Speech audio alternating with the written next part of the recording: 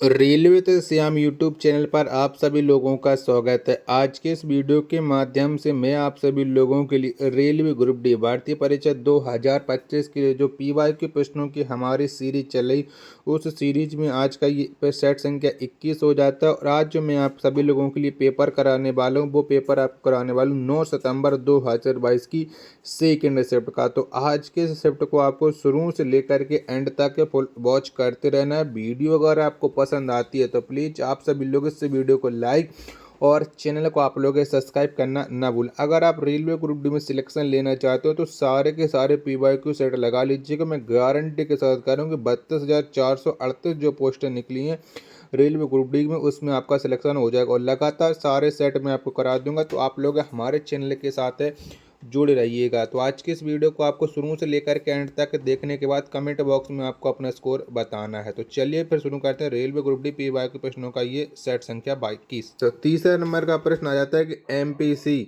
का मान सामान्यता। तो बताओ क्या होता है MPC का मान सामान्यता। तो इसका जो मान होता है वो 1 से अधिक और 0 से कम नहीं होता है। यानी पेन संख्या 3 का चौथा ऑप्शन देने वालों का करेक्ट आंसर हो जाएगा। इसमें जो सारे प्रश्न मैथ और रीडिंग के और जीके के सारे के सारे प्रश्न मिक्स है, तो प्रश्नों को खोजने में थोड़ा टाइम भी लग सकता है। तो आप लोग वीडियो को थोड़ा ध्यानपूर्वक देखते रहिएगा और प्लीज़ सपोर्ट करते रहिएगा। 5वें नंबर का प्रश्न आ जाता है कि इनमें से कौन सी रासायनिक अभिक्रिया है। तो बताओ इनमें से कौन सी हो जाएगी रासायनिक अभिक्रिया। अगर थोड़ा ब्लर लगे तो PDF को स्कैन करने के दौरान ये सारी प्रक्रिया हो जाती हैं। तो इनमें से कौन सी रासायनिक अभिक्रिया, तो ये हो जाती है Zn प्लस H2SO4 से बनेगा ZnSO4 प्लस H2। यानी 5 का तीसरा ऑप्शन है, ये एक करेक्ट रासायनिक अभिक्रिया संतुलित है। चलिए नेक्स्ट प्रश्न आ जाता है प्रश्न संख्या 7 है कि समांतर क्रम में संयोजन में संयोजित प्रतिरोधों के परिणामी प्रतिरोध का सूत्र निम्न में से कौन सा है। तो बताओ इनमें से कौन सा हो जाएगा। प्रश्न संख्या 7 का राइट आंसर आपको बताना है। चारों ऑप्शन आपकी स्क्रीन पर शो हो रहे हैं। तो परिणामी प्रतिरोध का जो सूत्र हो जाएगा वो सूत्र हो जाएगा 1/R बराबर 1/R1 plus 1/R2 plus 1/R3। यानी दूसरा ऑप्शन 7 का करेक्ट आंसर हो जाएगा। चलिएगा प्रश्न संख्या 8 आ जाते हैं किसी वस्तु को 9 सेंटीमीटर फोकस दूरी वाले उत्तल दर्पण के सामने 18 सेंटीमीटर की दूरी पर रखा गया है। दर्पण द्वारा उत्पन्न आवर्धन डॉट डॉट होगा। तो बताओ कौन सा हो जाएगा दर्पण द्वारा आवर्धन। प्रश्न संख्या 8 का राइट आंसर क्या हो जाएगा। तो आवर्धन हो जाएगा 1/3। 8 का पहला ऑप्शन देने वालों का करेक्ट आंसर हो जाएगा। नेक्स्ट प्रश्न पे संख्या 9 आ जाता है कि उत्तल दर्पण की फोकस दूरी डॉट डॉट होती है। तो बताओ कितनी हो, कैसी होती है। तो उत्तल दर्पण की जो फोकस दूरी होती है वो ये हमेशा धनात्मक होती है। 9 का तीसरा ऑप्शन देने वालों का करेक्ट आंसर हो जाएगा। चलिएगा अगला प्रश्न आ जाता है आपके सामने।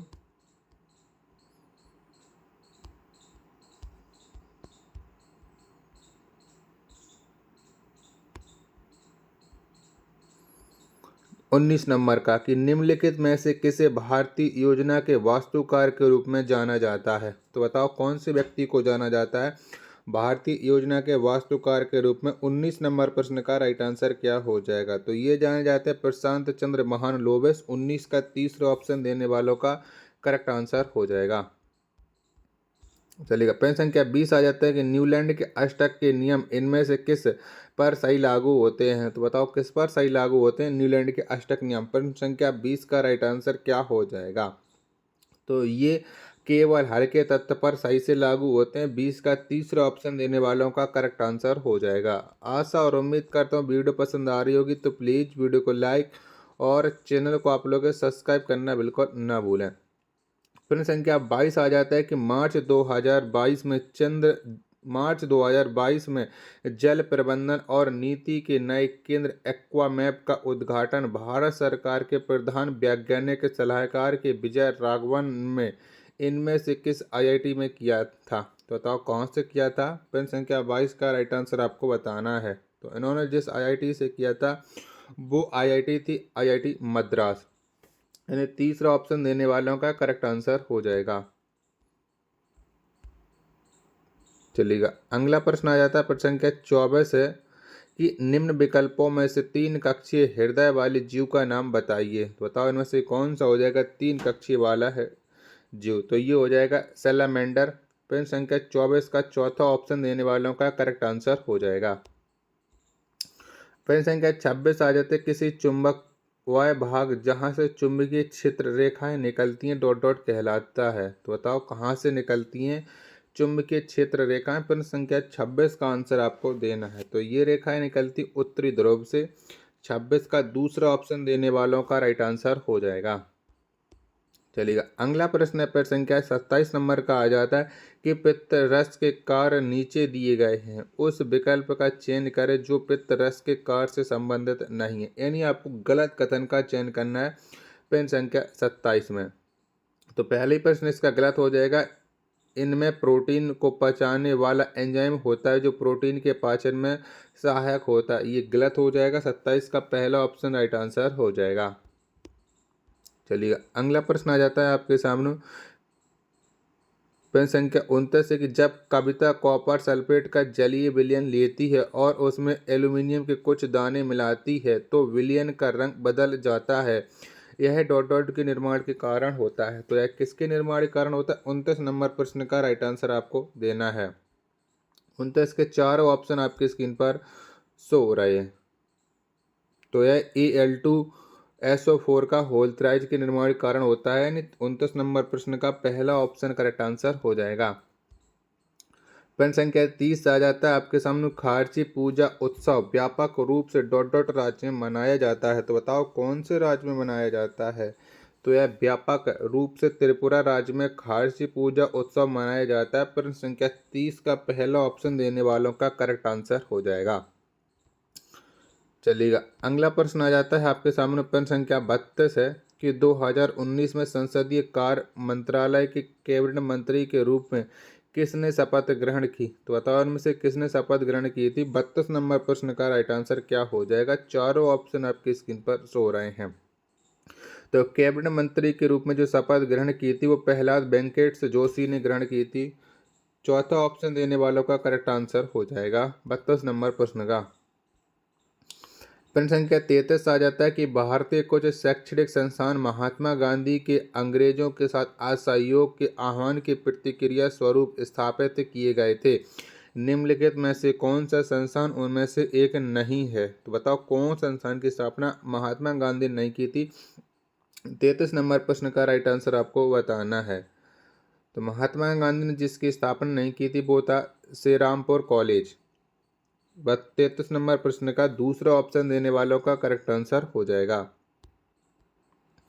35 नंबर प्रश्न आ जाता है आपके सामने के पौधों के पोषण के संबंध में निम्न में से कौन सा कथन गलत है। तो 35 में गलत कथन का आपको चयन करना है। ठीक है पौधों के पोषण के संबंध में तो दूसरा कथन गलत हो जाएगा। जल द्वारा खनिजों और पोषक तत्वों का अवशोषण मंद होता है यानी धीरे। ये गलत हो जाएगा तेज गति से होता है। 35 का दूसरा ऑप्शन देने वालों का करेक्ट आंसर हो जाएगा। 35 के दो ऑप्शन ये और देख लीजिएगा। चलिएगा 36 नंबर का प्रश्न आ जाता है कि परिवर्तन नियम के अनुसार IPL 2022 में रणनीतिक समय अवधि की अवधि 2 मिनट 30 सेकंड मिनट से बदलकर डॉट डॉट मिनट कर दी गई है। तो बताओ कितनी हो गई थी क्योंकि 2.5 मिनट का ब्रेक होता है। अब ये कितना हो गया। तो ये 3 मिनट कर दी गई थी। 36 का चौथा ऑप्शन देने वालों का करेक्ट आंसर हो जाएगा और प्रेजेंट टाइम में 2.5 मिनट ही चल रहा है। 37 संख्या प्रश्न आ जाती है कि छेड़खानी यौन उत्पीड़न और महिलाओं के खिलाफ अन्य अपराधों से निपटने के लिए 26 जनवरी 2022 को डॉट डॉट में विशेष रूप से प्रशिक्षित पुलिस अधिकारियों से युक्त 91 निर्भया दस्ते शुरू किए गए। तो ये कहाँ पर शुरू किए गए। 37 नंबर प्रश्न का राइट आंसर आपको बताना है। चारों ऑप्शन 37 के आपकी स्क्रीन पर शो रहे हैं। तो ये शुरू की गए हैं मुंबई में। पहला ऑप्शन देने वालों का राइट आंसर हो जाएगा। अगला प्रश्न आ जाता है प्रश्न संख्या 38 है कि श्री जगन्नाथ मंदिर अधिनियम इनमें से किस वर्ष पारित किया गया था। तो बताओ कब पारित किया गया था जगन्नाथ मंदिर अधिनियम। 38 नंबर प्रश्न का राइट आंसर क्या हो जाएगा। तो ये 1955 में पारित किया गया था। यानी 38 नंबर प्रश्न का पहला ऑप्शन करेक्ट आंसर हो जाएगा। चलिएगा, नेक्स्ट प्रश्न आ जाता है आपके सामने। प्रश्न संख्या 41 है कि जब कोई पदार्थ O2 से संयोजन करता है तो उससे मिलता है, तो बताओ उससे क्या मिलता है। 41 नंबर प्रश्न का राइट आंसर क्या हो जाएगा। तो जब कोई पदार्थ O2 से संयोजन करता है तो उससे मिलता है ऑक्सीकृत, यानी 41 का चौथा ऑप्शन देने वालों का करेक्ट आंसर हो जाएगा। चलिएगा, अगला प्रश्न आ जाता है आपके सामने 45 नंबर का कि मुख्यतः भारत के मध्य पश्चिमी तट पर लगभग 2.5 मिलियन लोगों द्वारा बोली जाने वाली भाषा है और यह गोवा की आधिकारिक भाषा भी है, यानी गोवा की इनमें से आधिकारिक भाषा का चयन आपको करना है। 45 नंबर प्रश्न का राइट आंसर क्या हो जाएगा। तो गोवा की जो आधिकारिक भाषा हो जाती है वो कोंकणी हो जाती है। 45 का चौथा ऑप्शन देने वालों का राइट आंसर हो जाएगा। चलिएगा, अगला प्रश्न आ जाता है आपके सामने। प्रश्न संख्या 49 है कि पादप वहन तंत्र द्वारा पत्तियों और जड़ों से किन उत्पादों का परिवहन किया जाता है। तो कौन से उत्पादों का परिवहन करते हैं। 49 नंबर प्रश्न का राइट आंसर आपको बताना है। 49 के चारों ऑप्शन आपकी स्क्रीन पर शो हो रहे हैं। चलिएगा, तो 49 का जितने भी लोग आंसर बता रहे हैं ऊर्जा भंडार और अपरिष्कृत पदार्थ, यानी 49 का तीसरा ऑप्शन राइट आंसर हो जाएगा। चलिएगा, अगला प्रश्न आ जाता है प्रश्न संख्या 52 की इनमें से कौन सा उद्देश्य वाटर शेड प्रबंधन का हिस्सा नहीं है। तो बताओ इनमें से कौन सा नहीं है वाटर शेड प्रबंधन का हिस्सा। 52 नंबर प्रश्न का राइट आंसर क्या हो जाएगा। चारों ऑप्शन आपकी स्क्रीन पर शो रहे हैं। तो विद्युत उत्पादन करना ये वाटर शेड प्रबंधन का हिस्सा नहीं है। तीसरा ऑप्शन देने वालों का राइट आंसर हो जाएगा। चलिएगा, अगला प्रश्न आ जाता है आपके सामने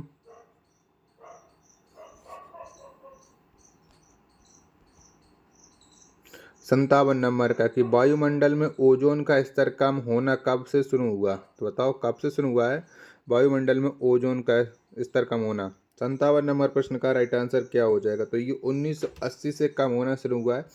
57 का तीसरा ऑप्शन राइट आंसर हो जाएगा। नेक्स्ट प्रश्न आ जाता है प्रश्न संख्या 58 है कि किस स्थिति में प्रेरित धारा का मान अधिकतम होता है। तो बताओ कौन सी स्थिति में होता है प्रेरित धारा का मान अधिकतम। 58 नंबर प्रश्न का राइट आंसर आपको बताना है। चारों ऑप्शन आपने देख लिए और आपको इसका राइट आंसर है वो समझ में आ चुका होगा। तो कुंडली गति की दिशा चुंबकीय क्षेत्र के लंबवत होने पर, ने पहला ऑप्शन देने वालों का राइट आंसर हो जाएगा। चलिएगा, अगला प्रश्न आ जाता है आपके सामने 63 नंबर के मेंडल ने अपने प्रयोगों में मटर के पौधे की निम्नलिखित में से किस विशेषता का उपयोग नहीं किया था। तो बताओ कौन सी विशेषता का उपयोग नहीं किया था मेंडल ने। 63 नंबर प्रश्न का राइट आंसर आपको देना है। 63 के चारों ऑप्शन आपकी स्क्रीन पर शो रहे। तो उन्होंने पत्तों की आकृति का उपयोग नहीं किया था। पहला ऑप्शन 63 का करेक्ट आंसर हो जाएगा।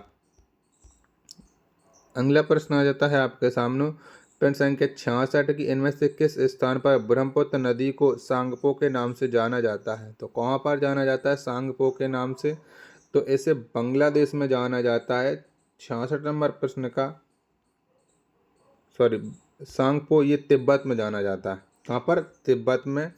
66 का चौथा ऑप्शन देने वालों का करेक्ट आंसर हो जाएगा। चलेगा, अगला प्रश्न आ जाता है आपके सामने 68 नंबर का कि वे हाइड्रोकार्बन जिनमें दो कार्बन परमाणुओं के बीच द्विबंध होता है उन्हें कहा जाता है। तो बताओ उन्हें क्या कहते हैं जिनके बीच में द्विबंध होता है।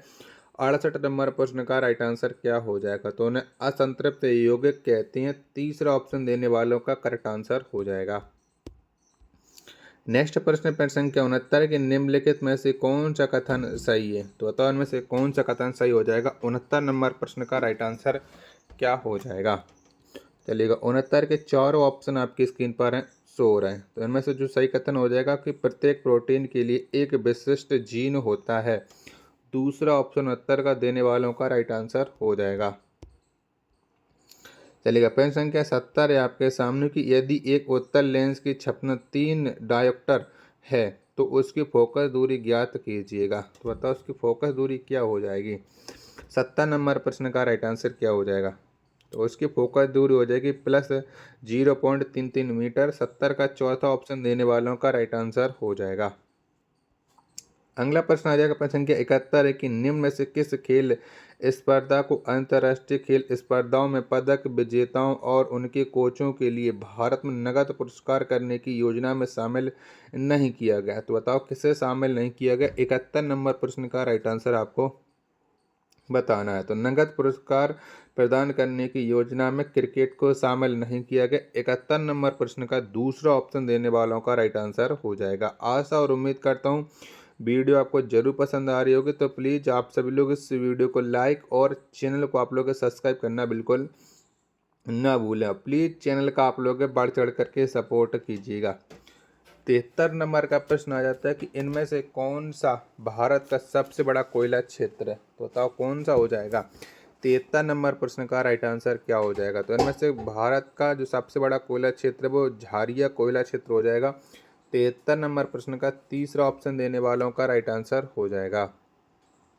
अगला नंबर प्रश्न है प्रश्न संख्या 74 है कि भारतीय संविधान का अनुच्छेद 51 डॉट डॉट से संबंधित है। तो बताओ किससे संबंध रखता है ये अनुच्छेद 51 ए। तो इसका जो संबंध हो जाता है वो हो जाता है मौलिक कर्तव्यों से। प्रश्न संख्या 74 का तीसरा ऑप्शन देने वालों का राइट आंसर हो जाएगा। चलिएगा अगला प्रश्न आ जाता है प्रश्न संख्या आपके सामने 75 नंबर का है कि यदि किसी चालक का प्रतिरोध 4.2 ओम है और उस पर 220 वोल्ट आरोपित किया जाता है तो चालक के प्रवाहित होने वाली धारा का मान क्या होगा। तो इसमें धारा का मान आपको बताना है। 75 नंबर प्रश्न का राइट आंसर क्या हो जाएगा। तो जब हम इसे धारा के फॉर्मूले के साथ सॉल्व करेंगे तो हमारा राइट आंसर निकल करके आ जाएगा 52.38 एम्पियर। 75 का पहला ऑप्शन देने वालों का राइट आंसर हो जाएगा। 76 नंबर का प्रश्न आ जाता है कि भारत में पश्चिमी चक्रवाती विक्षोभ सर्दियों के महीनों के दौरान होने वाली मौसमी घटनाएं हैं जो डॉट डॉट से आने वाली पश्चिमी प्रवाह से आती हैं। तो ये कौन से क्षेत्र से आती हैं। 76 नंबर प्रश्न का राइट आंसर क्या हो जाएगा। तो ये भूमध्य सागरीय क्षेत्र से आती हैं। दूसरा ऑप्शन देने वालों का करेक्ट आंसर हो जाएगा प्रश्न संख्या 76 का। चलेगा अगला प्रश्न आता है आपके सामने प्रश्न संख्या 78 है कि इनमें से क्या अम्ल या क्षार के लिए एक प्राकृतिक संकेतक नहीं है। तो बताओ इनमें से कौन सा नहीं है। 78 नंबर प्रश्न का राइट आंसर क्या हो जाएगा। इसमें अम्ल या क्षार के लिए प्राकृतिक संकेतक नहीं है वो मिथाइल ऑरेंज यानी 78 का पहला ऑप्शन देने वालों का राइट आंसर हो जाएगा।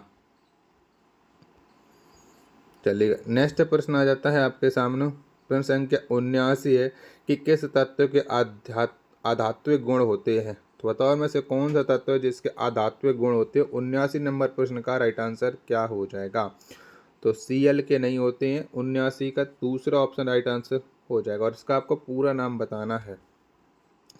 80 नंबर का प्रश्न आ जाता है कि निम्नलिखित में से किस वर्ष में पंचायती राज मंत्रालय बनाया गया था। तो बताओ कब बनाया गया था पंचायती राज मंत्रालय। तो ये 2004 में बनाया गया था। 80 का दूसरा ऑप्शन देने वालों का राइट आंसर हो जाएगा। आशा और उम्मीद करता हूँ वीडियो आपको जरूर पसंद आ रही होगी। 81 नंबर का प्रश्न है कि समान लंबाई और व्यास के तांबे चांदी नाइक्रोम और कांच के 4 तार हैं। इन तारों में से किसका प्रतिरोध सबसे अधिक होगा। तो बताओ किसका होगा। तो इनमें से सबसे अधिक जो प्रतिरोध होगा वो प्रतिरोध होगा कांच के तार का यानी 81 का तीसरा ऑप्शन देने वालों का राइट आंसर हो जाएगा। नेक्स्ट प्रश्न आ जाता है प्रश्न संख्या 82 है आपके सामने कि यह पाया गया है कि किसी कांच के प्रिज्म द्वारा श्वेत प्रकाश के वर्ण विक्षेपण के दौरान कोई रंग घटक जितना अधिक मुड़ता है उस रंग घटक के लिए कांच का अपवर्तनांक उतना ही अधिक होता है। यदि UR UV और UY क्रमशः लाल बैंगनी और पीले प्रकाश के लिए अपवर्तनांक हैं तो उनके बीच निम्न से कौन सा संबंध सही है। तो बताने का संबंध बताना है कौन सा सही हो जाएगा। प्रश्न संख्या 82 का राइट आंसर क्या हो जाएगा। तो ये हो जाएगा आपका ऑप्शन संख्या 2 एकदम करेक्ट आंसर हो जाएगा। चलिएगा अगला प्रश्न आ जाता है आपके सामने प्रश्न संख्या 85 कि पूर्ण प्रतियोगिता के तहत फर्म लंबे समय में डॉट डॉट लाभ कमाती है। तो बताओ ये कैसा लाभ कमाती है। 85 नंबर प्रश्न का राइट आंसर क्या हो जाएगा। तो ये सामान्य लाभ कमाती है। 85 का तीसरा ऑप्शन राइट आंसर हो जाएगा। चलिएगा अगला प्रश्न आ जाता है आपके सामने